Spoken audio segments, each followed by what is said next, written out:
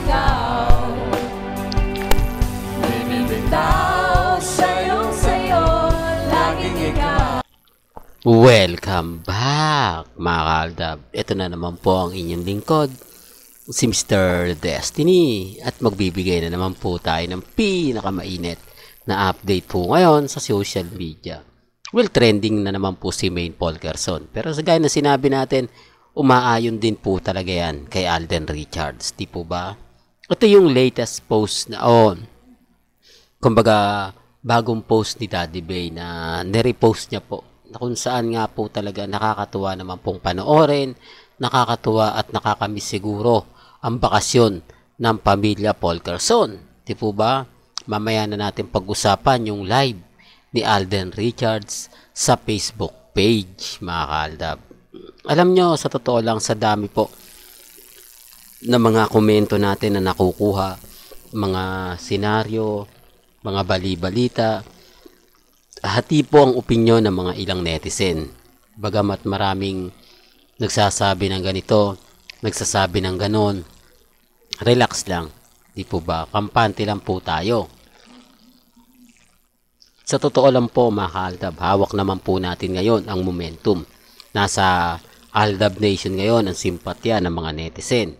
Nasa atin ngayon ang masasabi natin na tagumpay. Hindi man po na ipapakita literal. Kahit papaano naman mapapaisip sila. Kahit papaano naman malalaman mo kung ano nga po ba yung totoo o ano nga po ba yung mga bali-balita, di po ba? Kaya nga sabi ko sa inyo, wag po kayong basta-basta maniniwala, wag po kayo basta-basta padadala. Lalo na nga po kapag ang pinag-uusapan natin ang real life couple. Ngayon sa dami po ngayon ng mga nagko-komento, sa dami po ngayon ng mga nagsasabi na, nako Mr. Destiny, mood on ka na, tapos na yung boxing, tanggapin mo na yung katotohanan. Okay lang naman po yun. Sa dami po kasi ng mga kumakalat sa Instagram, sa Twitter, sa Facebook, ramdam mo yung presensya. Ramdam mo yung init ng pagmamahal ng Aldab sa atin. Di po ba? Sinasabi ko lang po ito para lang klaro. Kasi, kumbaga tayo, nasa atin po ngayon ang momentum Nasa atin ngayon ang tanong ng mga ilang netizen. Bagamat maraming nagsasabi na fake news daw tayo, okay lang naman po yan. Di po ba? At least, nakuha natin kung ano yung gusto natin gawin. Nakuha natin yung gusto natin. Di po ba? Sabi ko nga po sa inyo dito po sa channel ni Mr. Destiny, kung ano lang naman po ang latest, kung ano lang po ang trending, dun lang po tayo. Sa mga nagsasabi na fake news ako, wala naman pong problema yan Hindi po ba? Hindi naman po tayo namimilit. At sa channel ni Mr. Destiny, updated na updated po kayo. Although, nirepost lang po ito ni Daddy Bay. Ang ibig kong sabihin, late post lang ito ni Daddy Bay, pero nakakatuwa pa rin, di po ba? Kahit papaano pinapakita ni Daddy Bay kung gaano po ba sila kasaya dito nga po sa kanilang pagbabakasyon sa ibang bansa, mga kaaldab. Kaya relax lang po kayo, kampante lang po kayo sa dami po ng mga nakakalap nating impormasyon, sa dami po ng mga sinasabi nila, balita nila. Ako naman po, hindi naman po ako nagpapa-apekto. Ako naman po, hindi ako basta-basta naggaganito ganyan, etc. Ang sa akin lang naman po, kung ano lang po yung mga latest, kung ano lang po yung mga trending, kung ano po yung sa tingin po nila, doon lang po ako. Sa mga mamis, sa mga titas na magsasabi, hindi, Mr. Destiny, move on ka na, tapos na yung boxing, talo na kayo, di po ba? Alam nyo naman po na kapag may mga bagay na ganyan, may mga bagay na sasabihin mo, keso ganito, keso ganon, relax lang po kayo. Sa dami po ng mga sasabing, etong ganto, ganyan, wag po kayong padadala. Kasi sa totoo lang po, napakarami pong update na pumapabor po sa atin. Update na talaga mapapaisip po kayo. Lalo na po pagdating kay Mengay, di po ba? Kaya relax lang, kampante lang po kayo. Malay nyo, bukas sa Makalawa, di po ba?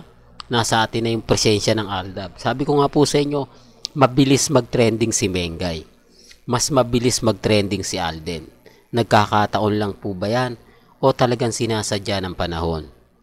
Nagkakataon lang yung mga bagay na ganyan o talaga naman pong panalong-panalo na? Kaya nga po ito yung mga pinapaliwanag ko. Ito yung mga sinasabi ko sa mga mamis, sa mga titas, sa mga senyor na tuwan-tuwa po pag ako nagbibigay ng update. Real talk naman po kasi yun eh.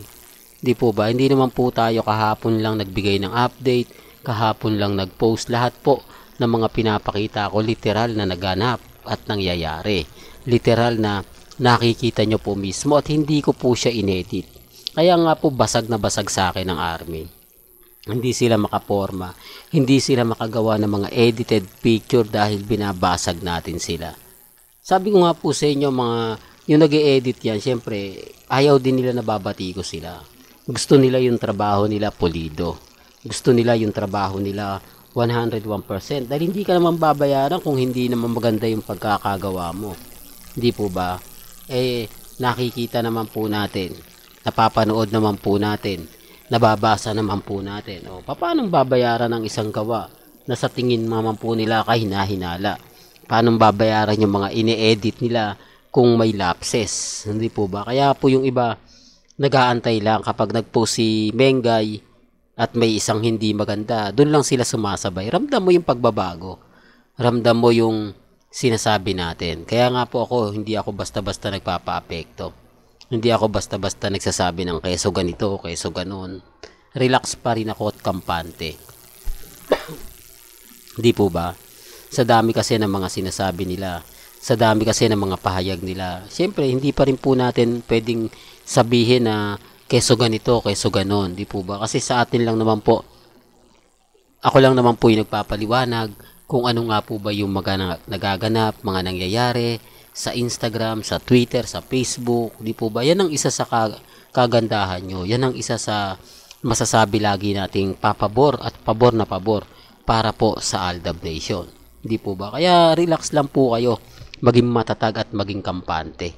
Walang gandito na lang po ang ating latest updates. Kaya kung gusto nyo pa po ng pinaka-latest at sariwang update, abay tumutok lang po kayo dito po sa channel ni Mr. Destiny para update po kayo sa mga latest at sa mga bagong video po na ilalabas po natin maya-maya lang.